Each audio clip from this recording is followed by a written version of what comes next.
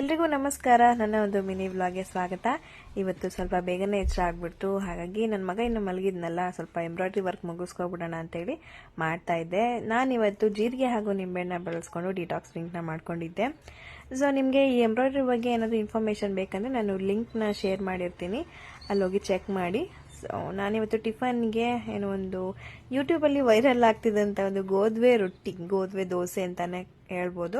So ಅದನ್ನ try ಮಾಡ್ತಾ ಇದ್ದೆ. ತುಂಬಾನೇ ಚೆನ್ನಾಗಿ ಬಂದಿತ್ತು. ಟೇಸ್ಟ್ ಅಂತೂ ಸೂಪರ್ ಆಗಿತ್ತು. ನೀವು ಕೂಡ ಟ್ರೈ ಮಾಡ್ಬೋದು. ಬಟ್ ನಾನು ಇದು ಫಸ್ಟ್ ಟೈಮ್ ಆಗಿದ್ರಿಂದ ಒಂದ್ 2-3 ಸಲ ಫ್ಲಾಪ್ ಆಗಿ ಆಮೇಲೆ ನೀಟಾಗಿ ಬಂತು. ಸೊ ನಾನು ಇದಕ್ಕೆ ಗೋಧುವೆ ಹಿಟ್ಟು, ಸ್ವಲ್ಪ ರವೆ, ಈರುಳ್ಳಿ, ಟೊಮೆಟೊ ಹಾಗೂ ಮೆಣಸಿಕಾಯಿನ ಕಟ್ ಮಾಡಿ ಹಾಕೊಂಡಿದ್ದು.